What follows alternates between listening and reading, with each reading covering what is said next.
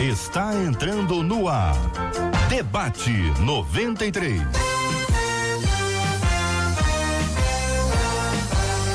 Realização 93 FM. Um oferecimento Pleno News. Notícias de verdade. Apresentação J.R. Vargas.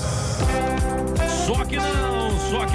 J.R. Vargas volta amanhã no comando do Debate 93. Mas então já sabe, né? Tô aqui junto contigo. E lembre-se, você também pode, ó. Fale com 93 pelo WhatsApp 96803-8319. 96803-8319. É isso, meu povo! Começamos mais uma edição do nosso Debate 93. Hoje, terça-feira, dia 10 de dezembro de 2019, é mais um dia que Deus nos fez. Então, alegre-se, regozile-se nele. Hoje, a nossa equipe já está prontinha, como sempre, para te atender com o maior carinho. Nossa querida Marcela Bastos, a Elô Nascimento, nosso querido Jair Cardoso e a nossa Catita. Marcela Bastos, tem festa! Eita, é seu aniversário hoje, Marcelo? Quase, não, meu não, mas é de muita gente especial ouvindo a gente. Bom dia, na nossa equipe também a Lelê, que tá com a gente na câmera. Nós estamos ao vivo afinal aqui de contas, já. A gente tá ao vivo aqui no Facebook. Corre, se você quer conhecer a gente aí com imagens, aqui os bastidores do Debate 93, conhecer o Cid hoje, essa carequinha famosa aí, ó. Entendeu? Você vai conhecer cavanhaque indefectível. É, tá bom. A gente, o médico falou que a gente não pode contrariar, não, que se começar a espumar dá ruim. 968038319 é o WhatsApp. Você sabe que hoje não é meu aniversário, mas pode ser aniversário do seu pastor e da sua pastora, então manda pra gente. Escreve aí, seu aniversário, pastor ou pastora da sua igreja. Não esquece de dar o seu nome no final, que aqui ao final a gente vai orar pelos pastores e igrejas. Cidinho, hoje já tá todo mundo preparado aqui para mais um Debate 93, Cid. Muito bem, dito isto posto, vamos nós aqui ao nosso assunto de hoje, que aliás é bem interessante. O assunto de hoje diz respeito a... Eu aprendi que a misericórdia de Deus é infinita, mas eu escutei um pregador falando que não é bem assim não, viu? Ele disse que se nós pecarmos voluntariamente, não há perdão. Eita, a misericórdia de Deus tem fim? Deus desiste de uma pessoa se ela peca muitas vezes? O que seria pecar voluntariamente? Existe algum pecado sem perdão? Meu Deus do céu, ainda bem que eu sou o moderador do debate, viu? Pastor Ailton Desidério, nosso convidado de hoje, entre os outros convidados, aqui está ele, está no primeiro da lista, é o primeiro a ser chamado. Pastor Ailton Desidério, da Primeira Igreja Batista, no Lins de Vasconcelos. Bom dia, meu pastor, seja muito bem-vindo. Bom dia, Cid, Marcela, todos aqui, amigos, ouvintes. A consideração que eu faço primeiro é o seguinte: entre qualquer pregador e a palavra, fique com a palavra, né? E seja qualquer um de nós, naquilo que eu possa falar, em que possa destoar da palavra, fique com a palavra, porque a palavra diz: as misericórdias do Senhor não têm fim, se renovam a cada manhã. O outro destaque que eu quero fazer é pecar voluntariamente e pecar involuntariamente. O que é esta questão de poder pecar voluntariamente? Paulo fala lá na carta aos Romanos que o bem que eu quero fazer, eu não faço, mas o mal que eu não quero, esse sim eu faço. Então ele está falando de uma questão que atravessa todos nós, que é a tendência para o pecado. Então eu diria que aí está uma questão de um pecado involuntário, entre aspas, né? Porque o pecado sempre será uma ação da vontade. Eu decido, né, pecar ou não pecar, tá? A Bíblia fala em Gálatas que tudo aquilo que o homem plantar também vai semear. Então, uma questão aqui é poder fazer primeiro essa colocação entre qualquer pregador, por melhor que ele seja, e a palavra, fique com a palavra. Faça como os bereanos, confira o que está sendo dito com a palavra. Quem está respaldado pela palavra, então tudo bem. Se não está, opte pela palavra. Em segundo, pecado voluntário, pecado involuntário. Como que poder fazer essa distinção, já que todo pecado é um ato da ação, é um ato da vontade. Eu decido pecar. Não tem esta de poder falar, eu pequei inconscientemente. Tem um movimento que me leva a pecar, mas pecar inconscientemente é meio complicado, entendeu? Muito embora tenha, uma força que nos leve a pecar, mas o pecado é uma decisão, como não pecar também é uma decisão. Entre nós também, pastora Cíntia Louvice, da Igreja Aliança Church, na Ilha do Governador. Muito bom dia, pastora, seja bem-vinda. Bom dia, Cid. Bom dia, amigos aqui debatedores. Bom dia, ouvintes. E eu quero destacar uma frase que esse ouvinte colocou, dizendo: pecado voluntário tem perdão. E eu queria começar lendo Romanos 6:2, aonde diz assim: de modo nenhum, nós que estamos mortos para o pecado, como viveremos ainda nele? A pessoa sem Jesus, ela não peca porque ela quer. Ela peca porque essa natureza dela faz parte, né? O pecado não constrange, não causa nenhum dano. Então, teve uma vez que uma pessoa chegou para mim e falou assim: mas ser crente é muito chato, porque vocês não podem nada, vocês são presos, né? Aprisionados. Eu falei assim: pelo contrário, eu sou livre. E como assim nós somos presos? Ele falou: vocês não podem beber, não podem fumar, não pode sair, não pode ir pra balada, não pode isso, não pode aquilo. E eu perguntei assim para ele: desses pecados aí, o que você faz? Ele disse: eu bebo e eu fumo. E eu disse assim: então para de beber e fumar. Ele: não consigo. Eu falei: então você é preso, eu sou livre. Boa. Porque eu não preciso disso. E se eu quiser, eu posso fazer. Mas eu não quero, porque não me convém. E eu não gosto, isso não faz parte de mim. E o sangue de Jesus, ele tem poder para perdoar? Tem. Então, esse tipo de pecado voluntário tem perdão, sim. O problema do pecado voluntário é a repetição. É você pecar, continuar pecando. A pessoa que tem Jesus, que é a nova criatura, o pecado é um acidente. Ele não é voluntário, eu não maquino. Eu não vou lá e cometo, eu vou sair da igreja hoje, vou pegar e vou fazer isso. Não, é um acidente. Agora, nós temos que tomar cuidado. Esses pecados repetidas vezes, nós precisamos nos arrepender e deixá-los. Não é continuar, né? Entre nós também, pastor Renato Vargens, da Igreja Cristã da Aliança em Niterói e também colunista do Pleno.news. Não é pouca coisa não, rapaz, tá pensando o quê? Bom dia, pastorzão, seja bem-vindo. Cid, bom dia, debatedores, bom dia, querido ouvinte, é uma alegria estar aqui com vocês novamente. Algumas coisas que precisam ser ponderadas e que precisam ser tratadas. Primeiro, que as escrituras dizem que aquele que foi regenerado, portanto, aquele que teve a experiência de conversão com Cristo, não vive mais na prática do pecado. Ele nasceu de novo e ele vai ser absolutamente tendencioso a querer viver a vida de forma com que Deus seja glorificado. Aquele que vive, ou que delibera, ou que planeja, ou que anseia viver em pecado, aponta para o fato inequívoco de que este não teve a experiência de regeneração e de conversão na sua vida. Agora, aí talvez você esteja perguntando: mas eu conheço um sujeito que ele vai à igreja e ele frequenta o culto, mas a vida dele é completamente desregrada. Será que Deus pode abandoná-lo? Pode. Vou explicar a você como. As escrituras nos dizem que Deus entrega aos homens aos seus próprios pecados. Romanos capítulo 1 fala que o indivíduo, ou aquele que vive desenfreadamente na prática do pecado, é como se ele estivesse dizendo o seguinte: eu me basto, eu quero seguir os meus rumos, e Deus, como forma de juízo, o entrega a si mesmo. E nessa perspectiva, ele passa a viver uma vida absolutamente díspare ou distante, melhor dizendo, daquilo que o Senhor Jesus de antemão tensionaria com que ele efetivamente vivesse ou experimentasse. Todavia, o que a gente entende é que um novo convertido, um recém-convertido, ele vai abandonar aquelas práticas por ele entender a beleza do Evangelho, a beleza de Cristo, e vai querer viver efetivamente para a glória do Deus Todo-Poderoso, assim como também todo cristão. Somos suscetíveis ao pecado? É óbvio. Todos os dias nós somos tentados pela nossa natureza, que é má. Nossa natureza é perversa. Nós temos a tendência de fazer e de maquinar o mal. Contudo, em virtude daquilo que o Espírito Santo fez nas nossas vidas em relação à regeneração, a gente anseia em viver para a glória de Deus, e nessa perspectiva nós não ansiamos mais a prática do pecado, ainda que possamos, vez ou outra, tropeçar na caminhada. Estreando hoje a mesa aqui do nosso debate 93, um querido amigo, pastor Antônio Orestes, escritor, e um pastor lá na ADVEC PM. Meu querido pastor Antônio Orestes, muito bem-vindo aqui ao nosso debate 93. Obrigado, Cid, obrigado pelo carinho. Bom dia, debatedores, amigos, ouvintes. Bom, dentro desse tema, eu penso que a grandeza da misericórdia de Deus só pode ser vista a partir do arrependimento e da gratidão.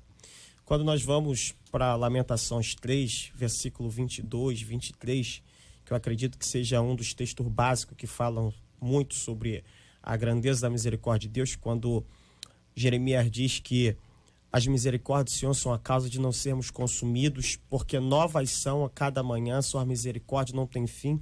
Mas é importante destacar que o mesmo Jeremias que está falando isso, o mesmo escritor que está falando isso, que as misericórdias não têm fim, é o mesmo também que está descrevendo a catástrofe que veio sobre o povo de Israel pelo fato de ter pecado, pelo fato de não ter aproveitado essa grandiosa misericórdia.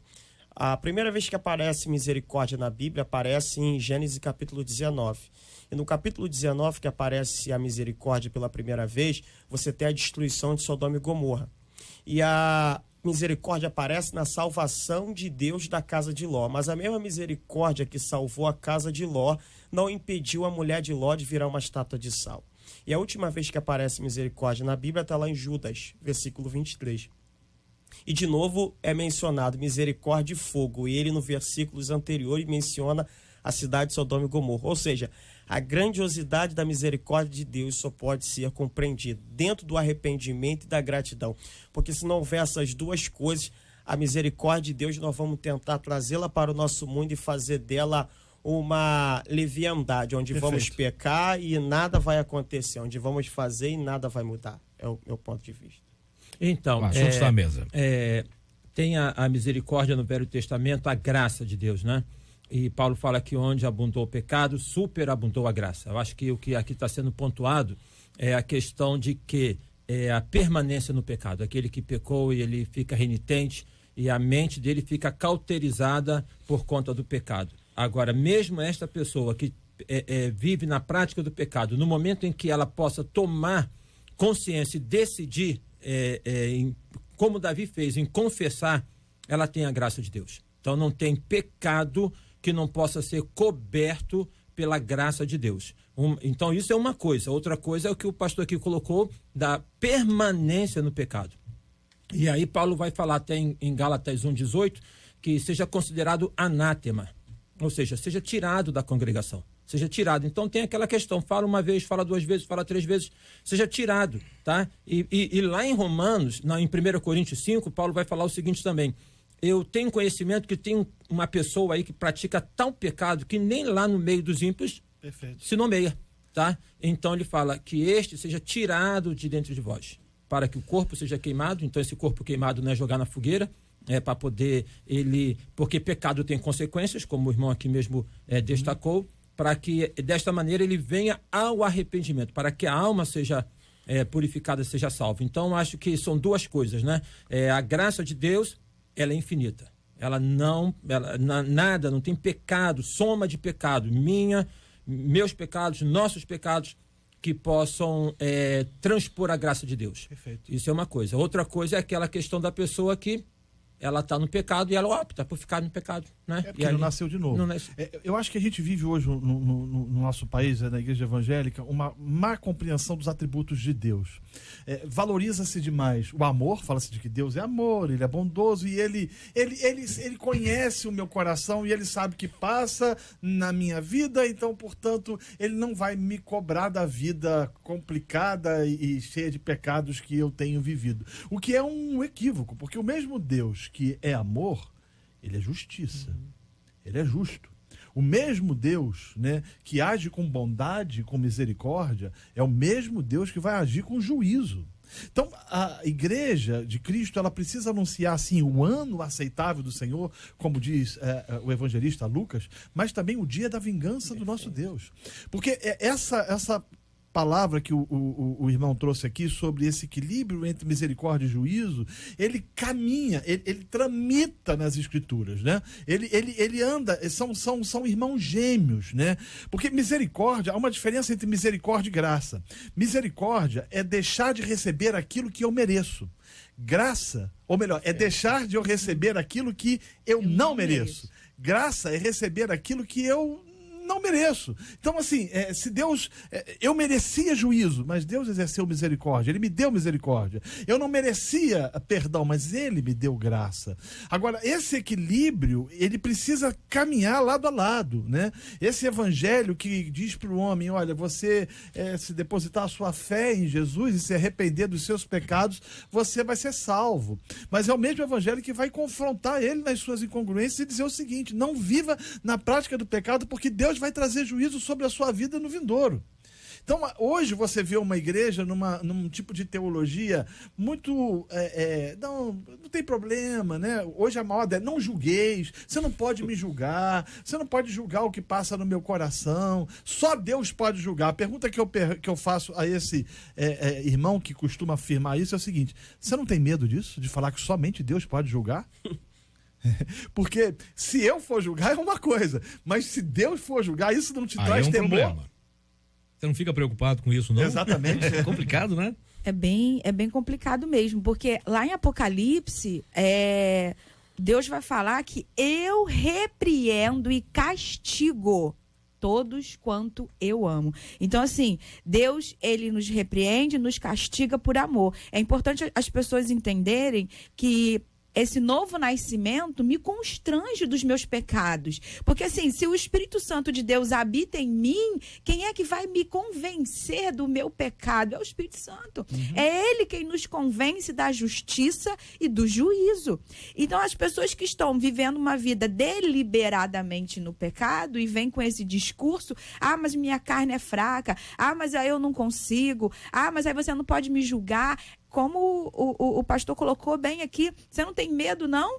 De que Deus pode julgar, porque quem pode nos julgar é Deus. E o juízo de Deus, né?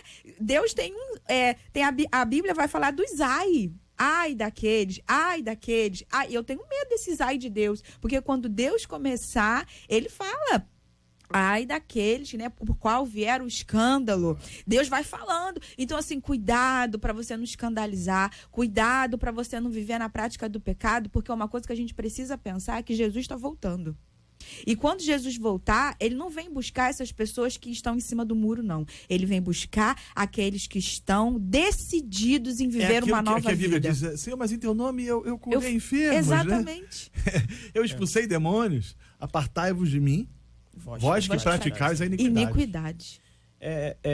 Essa colocação foi muito boa pelo seguinte: voltando aqui um pouco mais, tentando estabelecer um conceito de misericórdia e de justiça, pelo menos à vista da língua portuguesa, justiça tem a ver com dar aquilo que lhe é devido. E misericórdia, na sua etimologia, tem a ver com miseres e cardia. É dar o coração miserável, colocar o miserável no seu coração. Salmo 89, 14 explica um pouquinho disso. Ele diz que justiça e retidão é a base do seu trono. Misericórdia vai diante da sua face. Então, Deus, ele trabalha, como foi muito bem colocado aqui, com essas duas coisas, misericórdia e justiça, uma paralela à outra.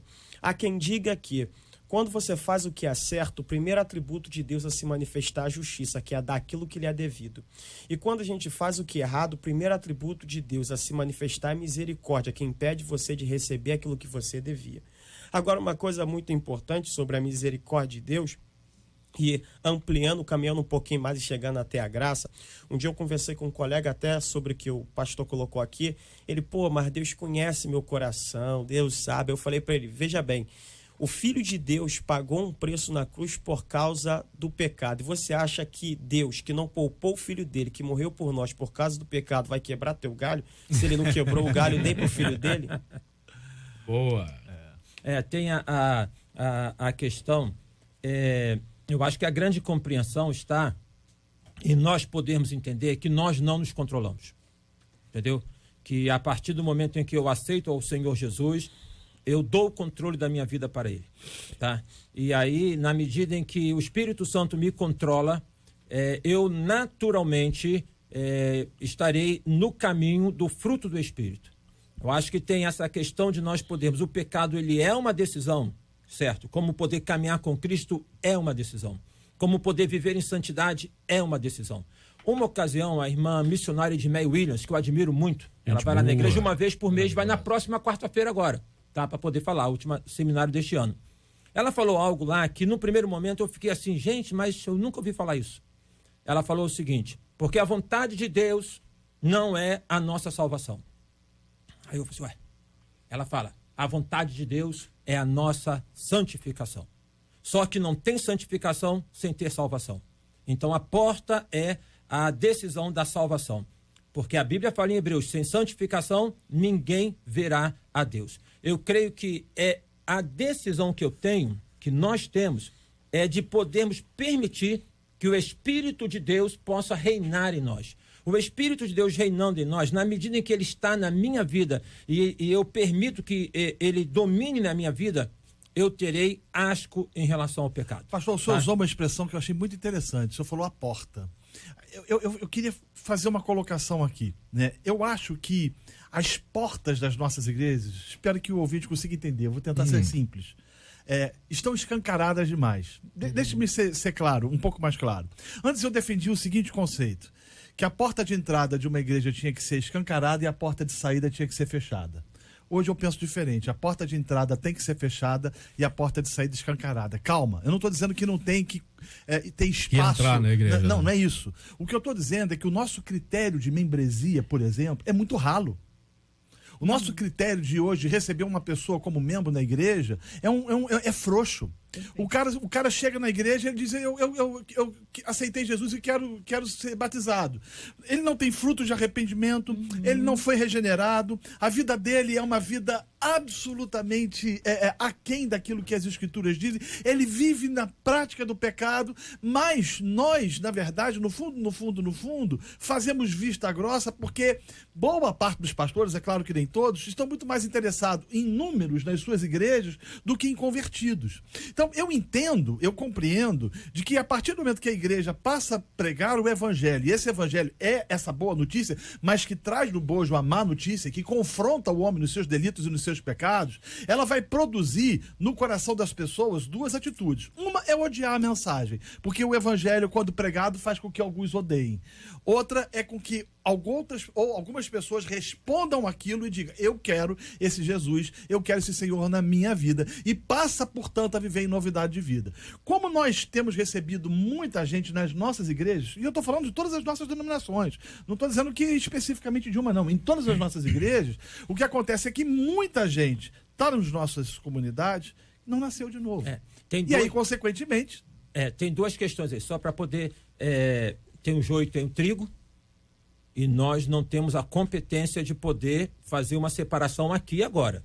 Mas temos como poder, como é que a Bíblia fala, discernir o Espírito, temos como poder ver as evidências.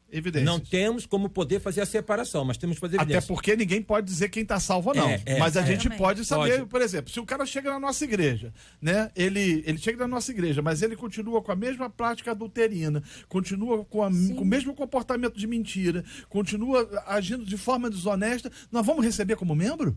Então, para isso tem uma questão da catequese, quando era feito lá na igreja do primeiro século, do acompanhamento, dessa falha que nós temos numa coisa muito simples, mas muito complicada, interessante, que é o discipulado, que é poder estar junto. Agora, nesta questão do que o irmão fala aí de poder aceitar, o próprio Jeremias é prova disso. Eu não vou precisar qual é o capítulo, mas teve lá o rei mandou consultar o profeta Jeremias sobre determinada decisão. Todos estavam a favor. Aí Jeremias, ele age com ironia. Ele fala assim, não, pode ir na batalha que vocês vão ganhar, pode ir. Ele age com ironia. Nisto, então, ele leva uma bofetada, porque percebe que ele estava sendo irônico. O que ele fala? Bom, mas vocês querem, eu estou aqui interpretando o texto, vocês querem o quê? Ouvir o que Deus tem para falar? Ou vocês querem ouvir o que os outros estão falando? Então tem esta questão de um discurso de Deus que desagrada, que desagrada, e tem aquele discurso que é aquele que agrada. Lá no tempo de Jeremias tinha os profetas que tinham um discurso que agradava. Né? Então acho que a questão, só concluindo, sim, claro, é de poder fazer o contraponto. Entendeu? A gente poder ter... Aí eu volto à minha palavra inicial. Entre o pregador e a palavra, fique com a palavra. Mas a irmã vai falar, eu só queria dizer o seguinte, o evangelho não é politicamente correto. A mensagem do evangelho não é politicamente correta. Demonstra isso. A mensagem do evangelho, ela vai dizer para o sujeito o seguinte, você é pecador. O problema é que nós perdemos isso nesse nosso tempo. Hoje não se fala mais sobre pecado e não se fala mais sobre justiça e juízo. Exatamente. Só se fala sobre bondade, misericórdia, milagres e bênçãos, amor. E aí quando você deixa de pregar o evangelho, você traz para a igreja muitas pessoas que querem um Deus bonachão, mas não querem efetivamente viver para a glória dele em santidade de vida. Exatamente. E foi isso que o pastor aqui falou. As pessoas hoje estão querendo, eu só quero ouvir aquilo que me agrada. Isso. Jesus, quando ele veio, ele pregou, ele não estava preocupado com agradar as pessoas, Perfeito. não. Jesus, ele pregava um evangelho da verdade. Tanto que teve uma hora que a multidão começou a ir embora. Por que Jesus estava falando que é uma palavra dura, de arrependimento? E aí ficou só os discípulos. E Jesus perguntou para eles, e vocês não vão embora também não? Pedro falou, Senhor, mas pra gente vai para onde? Se só tu tens as palavras de vida eterna. Jesus não está preocupado em me agradar, em te agradar. Perfeito. Porque hoje eu fico na igreja, pastor. Mas se você for bonzinho, me amar, me aceitar do jeitinho que eu sou, mas se o pastor começar a me corrigir, começar a me chamar, me apertar, eu não quero mais essa igreja não, essa igreja não serve para mim, esse pastor não serve para mim. Jesus não está preocupado não, Jesus está preocupado em trazer o arrependimento aos pecadores. Olha, gente, já são 11 horas e 29 minutos. Vou ouvir agora o pastor Antônio Orestes falar também sobre esse assunto. Mas, assim, nós estamos encerrando agora a transmissão ao vivo aqui do nosso debate. A gente continua aqui ao vivo na 93 FM. A você, ouvinte, obrigado pela sua audiência, obrigado por nos assistir. Viu como a gente é bonito ou não? Mas, enfim, o fato é que Jesus nos ama mesmo assim. Obrigado a vocês, Deus abençoe. A gente continua ao vivo aqui na 93 FM. A Letícia vai descansar o braço, né? É uma pessoa já idosa também, né? Enfim. Meu caro pastor Antônio Orestes, essa questão do que já foi falado aqui sobre a superficialidade do que tem sido cobrado, na verdade, dos novos membros quanto a essa questão da mudança de vida, do arrependimento, dessa mudança de atitude com relação à busca da vida com Deus. O nosso ouvinte fala sobre essa questão aqui, você vê que ele aprendeu que a misericórdia de Deus é infinita, mas escutou de um pregador, como já foi falado aqui, que não é bem assim. Só que às vezes a gente coloca muito... Eu vou dizer, a nossa confiança, como o pastor falou aqui, o pastor Ailton Desidério falou, sobre a palavra, entre o pregador e a palavra, fica com a palavra. Só que como nós admiramos aquela pessoa e a gente ouve aquela pessoa e a gente se interessa pelo que ela falou e ela começa a ser o nosso guru, por assim dizer, infelizmente tem muita gente que está virando guru gospel, inclusive falando que nós, quando nós entendemos a Deus, nós nos tornamos igual a ele. Tá ficando meio... difícil essa coisa de saber a separação do joio do trigo, até porque os dois são bem parecidos quando estão crescendo, né? Como é que é isso, pastor Antônio Orestes? A pessoa não se arrepende, não sente necessidade de se arrepender, não muda de vida e continua do mesmo jeito e achando que Deus ainda deve alguma coisa para ela? Bom, Cid, isso aí... Compliquei tua vida, não? Não. Eu acho que isso aí, eu tava pesquisando sobre isso, até pelo desdobramento da própria pergunta, que vai perguntar se há... pecado que não tem perdão, pecado voluntário. Veja bem, eu acho que isso tem a ver com uma coisa. Efésios 4:30 diz, e não entristeçais o Espírito Santo com o qual está selado para o dia da redenção. Quando o camarada ele começa a entristecer o Espírito Santo, ele começa a ficar insensível. Ele vai caminhar para um outro nível, que é resistir ao Espírito Santo. Atos 7, Estevão vai dizer, vocês são incircuncisos de coração, vocês sempre resistiram ao Espírito Santo como vossos pais. Isso vai levar ele a um outro estágio, é o que está em 1 Tessalonicenses 5,19. Não apagueis o Espírito. Ele vai apagar o Espírito. Isso tudo vai levá-lo para um nível tão grande que ele vai começar a caminhar para aquilo que está escrito em Romanos capítulo 1, que já foi citado. Quando o camarada, Deus entrega aquela pessoa a um espírito perverso. É o que está escrito em Romanos capítulo 1. Onde ele começa a fazer as maiores loucuras e achar que aquilo ali é tudo normal, tudo tranquilo.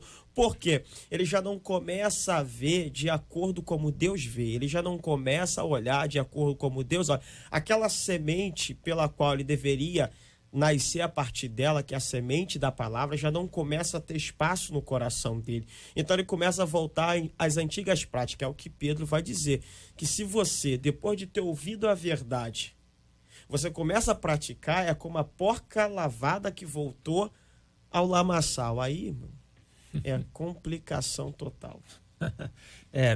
A vida cristã, eu gosto daquele texto da palavra que fala que a vereda do justo é como a luz da aurora. que vai ficando cada vez mais clara, até esse dia perfeito. E aí eu faço um paralelo com o texto do Evangelho, quando Jesus estava passando por Samaria. Jesus gostava de entrar em Samaria, né? O pessoal não gostava não, mas ele gostava. E ali então, 10 leprosos começaram a clamar: Jesus, tem misericórdia. Eles clamaram por misericórdia. Aí Jesus fala para eles assim: vão e apresentem-se ao sacerdote. Ou seja, o que eles pediram já estava dado. Tá? Se nós entendemos que a lepra é um simbolismo do pecado, porque o pecado deteriora a gente, e aí, abrindo parênteses, para nós podermos então colocar por que não pecar. Porque a gente fala assim, pecado, por que não pecar? Porque pecar faz mal para a saúde. Faz mal para a saúde espiritual, faz mal para a saúde emocional, faz mal para a saúde física. Pecar faz mal para a saúde, não é um capricho de Deus, tá? Ao tempo que Deus é santo e não se relaciona com o pecado, mas a questão é que Deus nos ama e quer ver a nossa saúde. Então aí, Jesus falou fecha o parênteses, Jesus falou para eles o seguinte: vão se apresentar ao sacerdote. Eles foram. O que diz o texto? Que enquanto eles caminhavam, eles foram curados. O que acontece? Nós somos curados enquanto nós caminhamos. É na medida em que nós caminhamos em busca de santidade, é na medida em que nós caminhamos na busca da presença de Deus, é na medida em que nós caminhamos que nós vamos deixando os sinais da lepra pelo caminho. Nós não estamos prontos. Ninguém está pronto. Ninguém pode falar, eu não tenho pecado, ninguém está pronto. Inclusive a Bíblia fala, quem pensa que está em pé, cuidado para que não caia. Tá? Agora, deve ter em cada um de nós uma disposição de buscar a santidade, de não abrir mão dos valores, de não abrir mão, tá entendendo? Da palavra, de não poder colocar esse evangelho, um evangelho que é de uma fonte limpa, de uma fonte contaminada. A doutrina do pecado é tão clara nas escrituras, eu fico surpreso em ver gente dizendo hoje em dia que é igual a Deus. Né? Hoje a gente tá rolando, né? Assim, em muitos lugares gente, não, eu sou justo igual a Deus, eu não devo nada a Deus. Eu sou tão justo que eu me igualo a Deus. Que eu me igualo a Deus. Nós somos miseráveis, alcançados pela graça. Gente, é demais. Se não fosse a bendita e a maravilhosa graça de Deus nas nossas vidas, e se Deus não restringisse a nossa maldade, talvez nós fôssemos piores do que Adolf Hitler. Porque a nossa natureza é má. Mas ele teve misericórdia de nós. O que o Evangelho oferece e traz ao homem, à humanidade, é essa mensagem. Você é pecador. Não existe um homem só que não tenha cometido pecado. Todos pecaram e todos estão destituídos da glória de Deus. O salário do pecado é a morte, mas há uma boa notícia. Jesus morreu na cruz do Calvário para que todo aquele que nele crê não pereça, mas tenha a vida eterna. E aí o que acontece quando nós entendemos isso pelo poder do Espírito Santo é de que nós passamos a amar a Deus e odiar o pecado. Essa é a característica de um crente, de um regenerado. Ele vai lutar contra o pecado, ele vai ser tendencioso a às vezes, se sentir tentado a ceder em algum comportamento. Nossa natureza é absolutamente ruim e má. Mas que maravilha é a gente poder tender para o Deus que nos salvou, que nos amou e nos leva a compreender e a discernir que não existe nada melhor do que estar na comunhão e na presença do nosso Salvador. Amém. Aproveitando esse gancho, eu penso isso da seguinte forma.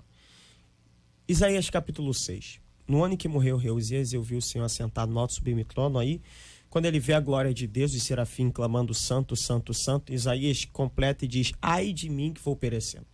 No capítulo 1, Isaías diz, ai de fulano. No 2, ele diz, ai de Beltrano. No 3, ele diz, ai de ciclano. E vai, ai de todo mundo.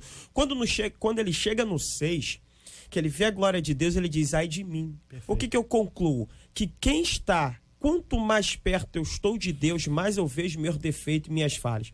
Agora, quanto mais longe eu estou de Deus, meu irmão, mais eu me acho superior aos outros, mais eu me acho melhor. Geralmente, quem diz que está tão igual a Deus, que está no mesmo nível, ele está tão longe de Deus, tá mais longe do que nunca, não consegue enxergar nada na vida dele. Ele está tão longe que você vê a Deus tão pequeno também. Exatamente. Tem uma mensagem do avivalista Jonathan Edwards, que ele fala o seguinte, pecadores nas que é o mãos nome? de um Deus Deus irado. Como é que é o nome do negócio aí? Ah, Jonathan Edwards. Edward. Que é isso, gente? Vocês falam tão bonito. Esse essa cara pode ser pronúncia. considerado o homem Pronúncia linda. mais brilhante de todos os tempos depois do apóstolo Paulo. Quando ele pregava esse sermão, a história diz que as pessoas se seguravam na pilastra, com medo de que o juízo de Deus viesse sobre a vida delas.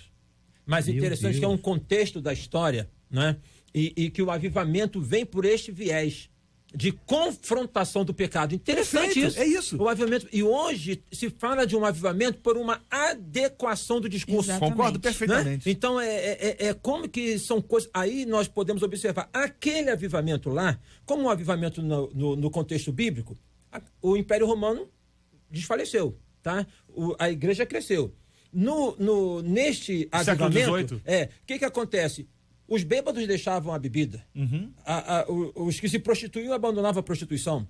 Então houve transformação social. E a transformação é tão fantástica, pastor, que esse avivamento que teve lá influenciou a Constituição dos Estados Unidos da América. Sim. Então, E isso daí que é avivamento. Porque as Perfeito. pessoas acham que avivamento, as pessoas têm uma um visão movimento, distorcida de avivamento. movimento, né? É um movimento, é o reteté, é aquelas pessoas falando em línguas e rodando e caindo. Gente, isso não é avivamento, não. É emocional Isso purinho, daí, né? sabe? Porque assim, isso é emocional. Porque, sabe, a pessoa vai lá na frente, aí cai, aí rodopia, aí faz isso, faz aquilo e volta para as práticas do pecado. E isso é emocional. Avivamento é mudança de atitude. Avivamento é mudança de mente, é metanoia. Como é que eu sou avivada se eu continuo com os meus achismos? Como eu sou avivada se eu continuo pecando e tendo as minhas verdades? Hoje nós vivemos uma geração que, querido, eu tenho a minha verdade e você tem a sua verdade. Relativismo, né, do nosso Exatamente, tempo. relativismo. Esse é o E nome. aí, concluindo aqui a questão, então, que o que nós falamos, como a pastora disse, não é avivamento.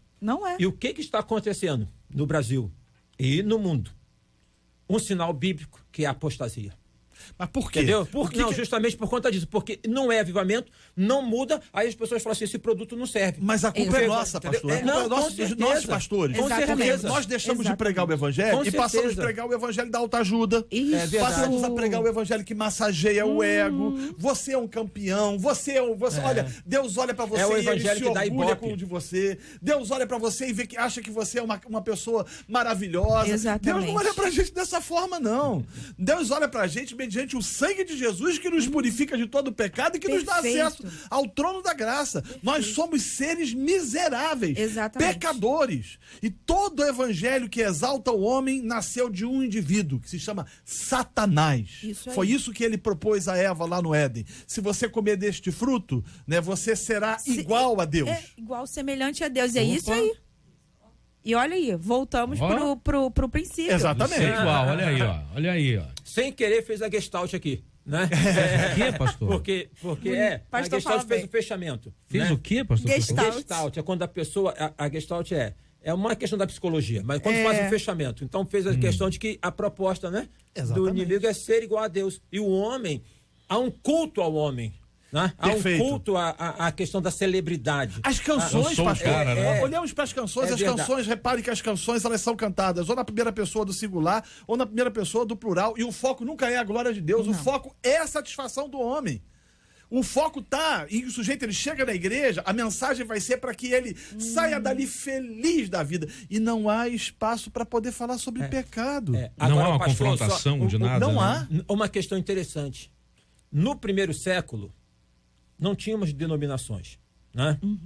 E olha a luta, a que Paulo teve para poder, em especial, para poder manter a integridade da igreja. Na questão da influência do gnosticismo, que vinha para poder influenciar, não, porque o culto aos anjos, aquela coisa toda, Paulo batia pesado. Em algum momento afrouxou.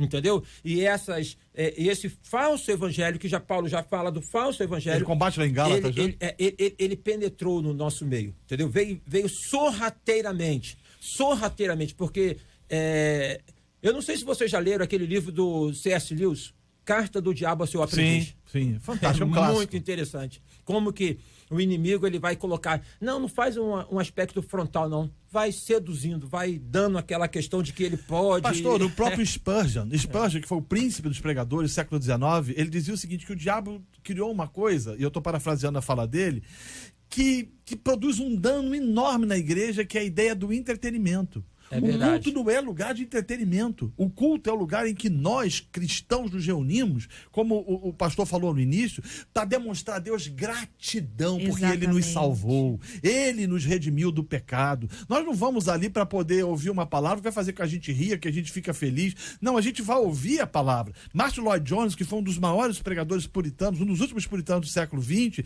ele dizia o seguinte, que quando o evangelho é pregado, duas coisas acontecem. Primeira, o homem é humilhado. Segundo, Deus é exaltado. Amém. Deus tem que ser exaltado. Amém. Cristo tem que ser exaltado. Cristo é o Senhor da glória. E a igreja precisa ser essa comunidade que prega, que anuncia e que proclama o evangelho. É muito show gospel, né, pastor? A gente tem muitos shows gospel. Esse louvor tem que falar comigo. E tudo para massagear o quê? O nosso próprio ego. E não para me trazer o arrependimento, para me constranger. A questão é o hedonismo que toma conta. Exatamente. Nós temos o hedonismo. A filosofia é o seguinte, eu quero ser feliz e mostrar para todo mundo uma favela que eu nasci. Né? Então a ideia é felicidade. A ideia é você querer. O que vai fazer? Não, eu preciso me sentir feliz, eu preciso me sentir pleno. Eu acho que isso tem a ver com uma outra coisa que caminha e chegamos nisso aí. A pastora colocou aqui muito bem sobre o fato do camarada da questão do showman. As pessoas elas vão para a igreja para assistir o culto, não para prestar culto. Exatamente. Perfeita Se eu a vou sua para a definição. igreja para assistir culto, eu tô lá para ter um entretenimento. Agora, a partir do momento que eu vou para lá para prestar culto, é diferente. Mas ninguém presta culto na igreja se não prestou culto em casa e no dia a dia. Porque Romanos 12 vai dizer: rogo-vos, pois, irmão, pela compaixão de Deus, que apresentei vossos corpos como sacrifício vivo, santo, agradável a Deus, que é o vosso culto racional. Então, culto na definição de Paulo não é que eu faço na igreja, que eu faço da vida. O que eu faço na vida vai definir aquele momento que eu faço na reunião dos salvos na igreja. Se durante o dia eu não li a Bíblia, eu não orei, eu vivi o dia inteiro, é igual eu vi uma frase do dia engraçada, eu tava assim: não adianta glorificar a Deus e agir como um demônio. O cara agir igual endemoniado. O cara vai fazendo a roça. Quando ele chega na igreja, não adianta.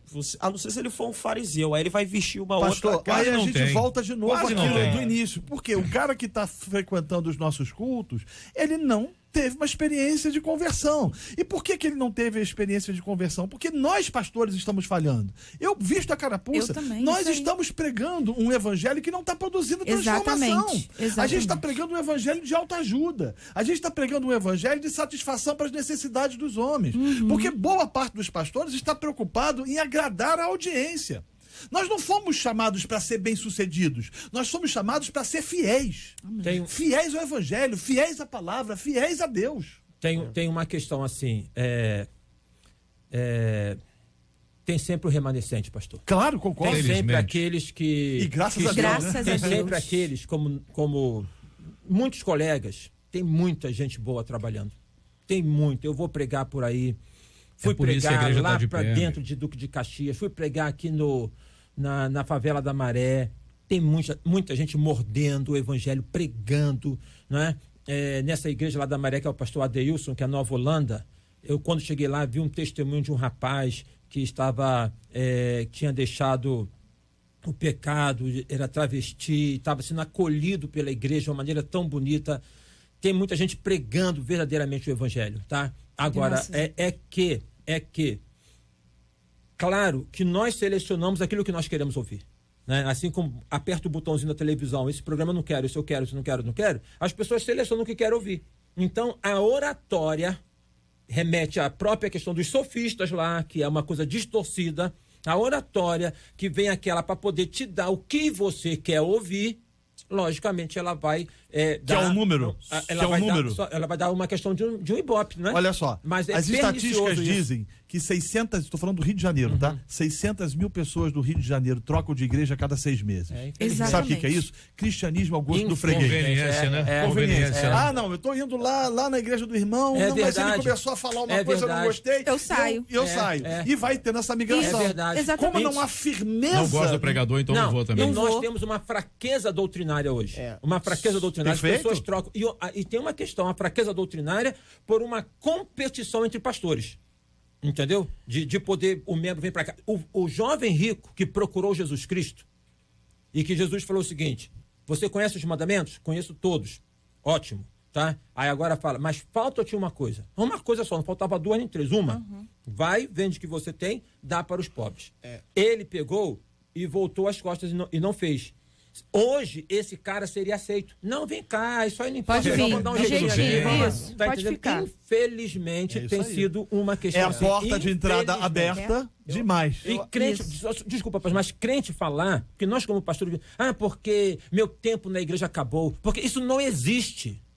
Isto não existe, porque eu estou aqui, porque lá a igreja é a congregação dos santos. Entendeu? Tudo bem que você se identifica com aquela, não tem problema com esta ou aquela outra igreja, mas essa flutuação, essa questão flutuante, porque acaba que flutua e em geral vai acabar, sabe onde? Em lugar nenhum, sem congregação. Eu acho, de vez em quando eu paro para observar algumas coisas, do qual, por exemplo, antigamente você sempre teve pessoas ímpios, não crentes, frequentando as igrejas.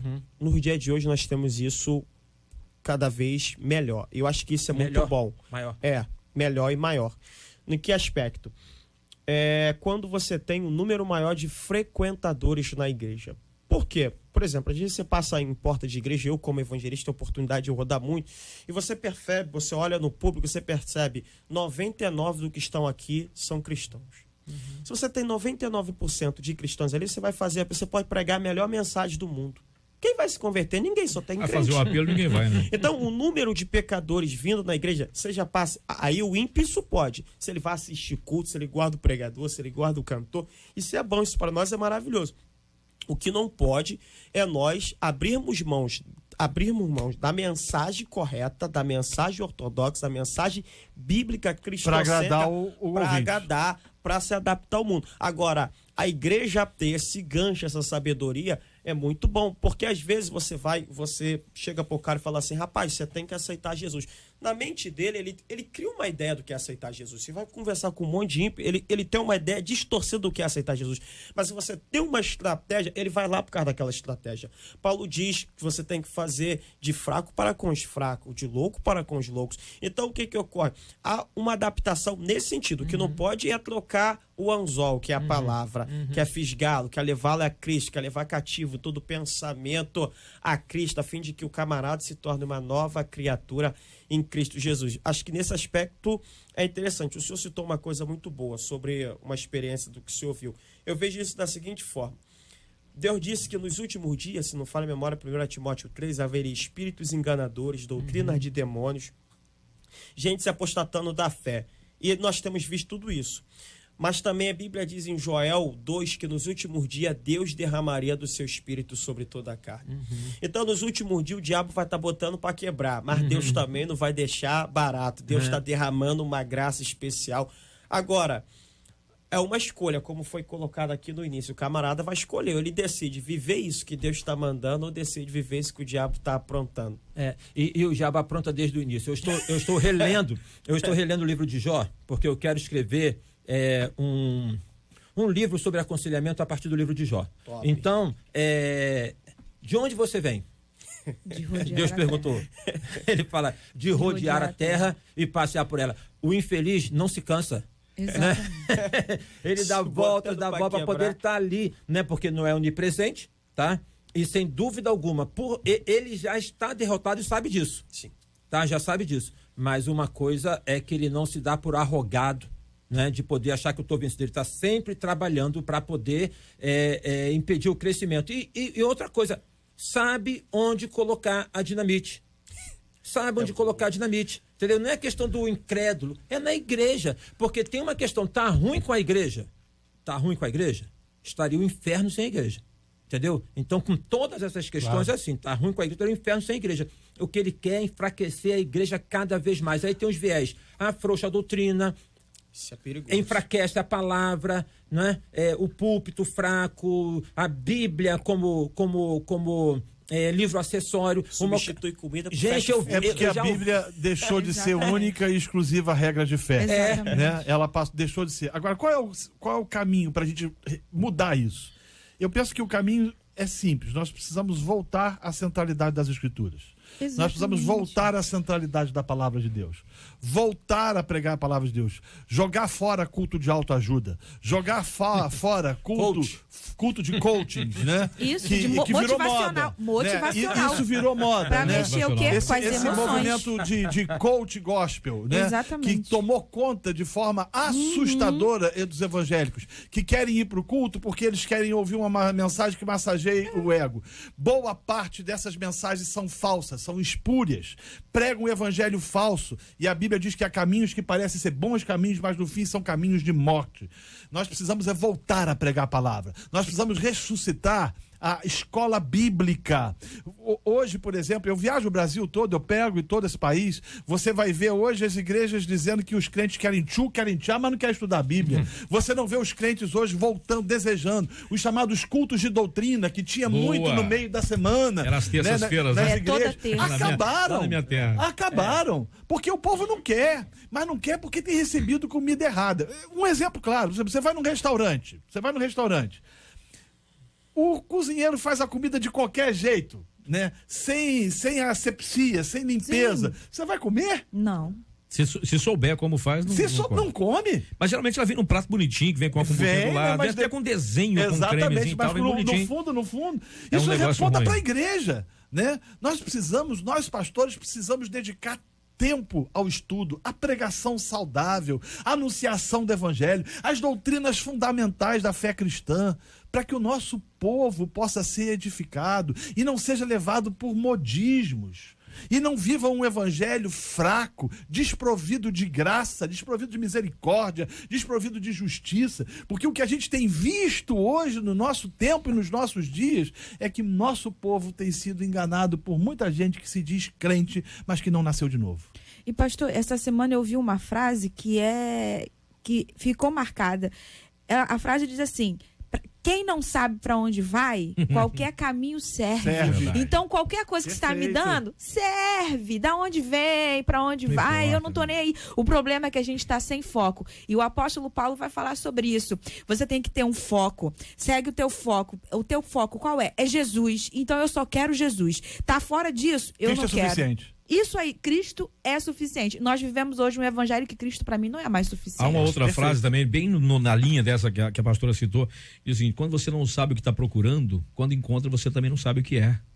E tem muita gente se perdendo exatamente porque não sabe o que está procurando, exatamente porque escuta qualquer coisa. Verdade. Mas não procura na palavra. Cid, boa colocação. Não é? Eu acho que isso aí que você colocou é um exemplo, um certo feito meu pastor deu esse exemplo, sobre a questão do conhecimento. Aí eu digo o seguinte: se você pegar uma criança e botar 1 quilo de ouro de frente dela, 1 quilo de ouro, e botar R$1.000 com moeda de R$1, moeda de 25 centavos, nota de 2, o que ela pega? A moeda. A moeda. Por que ela pega a moeda? Ela não conhece o valor do ouro. Aí Oséias vai dizer: o meu povo foi destruído porque ele faltou o conhecimento. A nossa geração, ela confunde conhecimento com informação. É verdade. Exatamente. Tá cheio de gente, cheio de informação. O cara com conhecimento, poucos. O conhecimento transforma. A informação é dado. Dado. Agora, o conhecimento na Bíblia tem a ver com experiência. Não é uma questão apenas intelectual, do acúmulo de dados. Tem a ver com aquilo que eu experimentei. Conheçamos e prossigamos em conhecer. Amém. O nosso Deus. É prática. Com certeza. É esta vivência, muito bem colocado aí pelo irmão, de poder, o conhecimento a partir da palavra. Domingo passado lá na igreja, tivemos o culto do Dia da Bíblia e fizemos a formatura, se assim podemos falar, na Escola Bíblica Dominical. Entregamos certificados para aqueles que tinham mais de 70% de frequência. E aí na mensagem eu preguei no Salmo 119, em que o salmista fala: escondi a tua palavra no meu coração para eu não pecar contra ti. A questão se estuda muito a palavra. Quantas Bíblias nós temos em casa hoje? Quantas traduções? Inúmeras. Inúmeras. Mas pouco a profundidade. É uma marca também do tempo. Esse tempo chamado de pós-moderno é um tempo ralo, de pouca profundidade. Então, esta questão de poder voltar para a palavra e não ter informações sobre ela, porque informações sobre ela é Bíblia. Bíblia e palavra de Deus. Foi isso que eu destaquei na mensagem. A Bíblia, conjunto de livros, tudo. E a palavra é aquilo que pula e que fala ao nosso coração. Voltemos para a palavra, porque é Deus falando pastor, com a gente. eu estava em Brasília e aí eu fui a uma lanchonete com um irmão e aí paguei uma nota de R$50 e peguei o troco.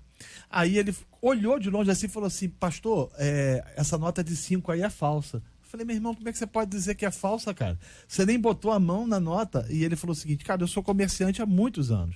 Só de olhar para uma nota eu sei se ela é falsa. Eu falei: como que você sabe? Ele falou o seguinte: porque eu conheço bem a verdadeira. Essa é a lição. Perfeito. Né? A gente não conhece Perfeito. a verdade e aí, por não conhecer a verdade, A gente não reconhece quando Somos não é. levados Olha por aí. ventos de doutrinas, Exatamente. porque não conhecemos a verdade. Exatamente. Como diria um pregador amigo meu, esse evangelho pode ser pregado. Exato. E há de ser. Há de Isso ser. aí. Rapaz, pastor Ailton, repete a frase do rapaz que o senhor falou agora há pouco, que eu fiquei tão preocupado, Frase, eu fiquei tão assim, embevecido, olha a palavra, embevecido com a sua Nem eu pronúncia sei do qual nome, frase. Robert. É Jonathan Edwards. É esse negócio que eu falei. Qual a frase dele? Pecadores, é o título do sermão, Pecadores nas mãos de um Deus irado. Uau. Entendeu? É isso. Sermão que vale a esse pena ler. sermão você encontra na internet gratuitamente. Procurarei. Vale a pena ler. Gente, olha, o nosso debate já chegou ao final. Infelizmente, você vê que começou, tem 2 minutos que começou e já acabou. 2 minutinhos que verdade. começou. Parece que essa é a teoria da relatividade, né? O que é bom dura realmente muito pouco. Queria agradecer demais aqui a presença do meu querido amigo, pastor Antônio Orestes. Obrigado, meu pastor, que Deus te abençoe muito. Obrigado pela sua presença. Que seja a primeira vez de uma série, viu? Você vai falar, tem que falar da Tânia, senão dá ruim. Dá uma palavra. Bom, eu que agradeço o prazer de estar aqui com os ouvintes. Deixo um abraço lá para a Tânia, para o Antônio, para a Antonella, meus amigos, o meu povo abençoado lá da minha igreja Adevec. Que prazer estar aqui. E como nós falamos de pecado, não tem como terminar isso sem citar o que está no Salmo 119, 9, 10, 11. Como purificará o jovem seu caminho, observando conforme a tua palavra, de todo o meu coração te busquei. Não me deixe desviar dos teus mandamentos, escondi a tua palavra no meu coração, para eu não pecar contra ti. É só para o ouvinte saber, ele não tá lendo, tá, gente? É impressionante a memória, a capacidade de guardar versículos e o texto inteiro que esse cara tem. E é muito mais novo que eu. Me dá uma raiva disso. Jesus do céu. Meu caro pastor Renato Vargas, obrigado pela presença, campeão. Deus abençoe. Prazer foi meu, uma alegria. Minha oração é que tudo aquilo que foi debatido e conversado possa ter redundado na glória de Deus. Amém. Quero aproveitar e convidar você para ler aquilo que eu publico, que eu escrevo para o Pleno News. Você vai encontrar vários artigos meus da área de cosmovisão bíblica. E aí é só você dar uma olhada lá e ler textos diferentes e distintos. Deus abençoe a todos. É um aprendizado sempre, viu? Um aprendizado sempre. Pastora Cíntia, obrigado pela sua presença, benção. Amém, eu que agradeço, foi realmente muito rápido, porque foi muito bom estar aqui. Eu quero deixar aí um beijo, um grande abraço aí para a Aliança Jovem, lá dos meus discípulos da Igreja da Aliança Church, ali na Ilha do Governador, dizer que nós estamos juntos e misturados para sempre, eternamente, até que Jesus volte. Amém. Pastor Ailton Desidério, obrigado pela presença, amigão. Deus abençoe. Cid, é um prazer poder estar aqui. Marcelo, muito obrigado pela oportunidade. Essa mesa, esta conversa, esse bate-papo, a gente, aquela questão, né? A gente vem para poder contribuir, a gente recebe mais as palavras que vão sendo dadas e nós esperamos realmente que os ouvintes possam examinar, considerá-los da palavra e podem assim aplicar. Deus abençoe a todos os meus colegas, que eu conheço, os que eu não conheço, mas que são sinceros, que estão batalhando aí. Deus abençoe vocês. O trabalho não é vão no Senhor. Glória a Deus por isso. Marcela Bastos, tá na hora da gente falar de um negócio bem interessante, né, Marcela? Ó. Agradecer a Deus, né, pela vida dos pastores. Boa. Hoje é aniversário do pastor Gilmar Cesário, ele que é da Igreja Evangélica de Jesus ali em Olaria. Quem mandou pra gente foram as ovelhas o Wellington e a Luciane, da pastora Marlene Araújo, do Ministério Cristo é Vida, ali em São João de Meriti. Também é aniversário do pastor Carlos Jorge, da Igreja Metodista de Jardim América. Quem mandou pra gente foi a ovelha Cláudia. Pastor Daniel Gomes, da Assembleia de Deus do Alcântara, ali em São Gonçalo. E da Vanille Zamba. Ela é que é a esposa do pastor Tony Zamba. Ambos são da Primeira Igreja Batista da Caroba, ali em Campo Grande. Quem mandou pra gente foi o Daniel, a ovelha Daniel. Beijo pra todo mundo que tá acompanhando a gente até amanhã, com a graça do nosso Deus, se assim ele nos permitir. E hoje também, Marcela, a gente não pode esquecer de jeito algum, até porque é perigoso pra gente se a gente esquecer. Hoje é aniversário, 59 anos de casamento do nosso querido.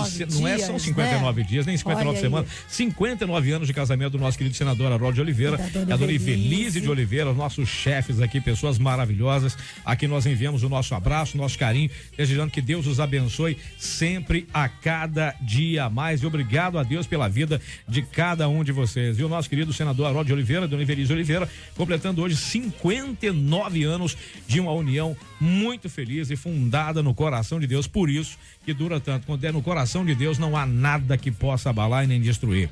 Meu caro pastor Ailton Desidério, a gente pede que nos leve a Deus em oração. Assim nós encerramos o nosso debate de hoje, mas amanhã a gente volta com J.R. Vargas no comando do nosso debate. Pastor Ailton. Senhor Deus eterno Pai, nós louvamos o teu nome por este momento de reflexão na tua palavra. Que o Senhor aplique, ó Pai, aquilo que aqui compartilhamos a cada coração pelo teu Espírito Santo, ó Pai. Que a tua palavra viva e eficaz possa penetrar na vida de cada um. Obrigado por nossos colegas que aniversariam hoje, ó Pai, que completam mais um ano. Que o Senhor abençoe cada um, que o Senhor renove graça, misericórdia, disposição e sonhos sobre a vida deles. Obrigado pelo senador Harold, pela Evelise, ó Pai, a tua serva, os teus servos, por esta caminhada de 59 anos de vida conjugal. No momento em que o casamento tem sido tão assim enfrentado, combatido, é bom poder ver, ó Pai, pessoas que têm firmado este compromisso contigo e sustentam no decorrer dos anos. Visita os aflitos, os abatidos, os que estão internados, os que estão, ó Pai, enlutados, que a tua graça seja sobre todos. Em nome de Jesus que nós oramos. Amém. Que Deus te abençoe. Você acabou de ouvir Debate 93.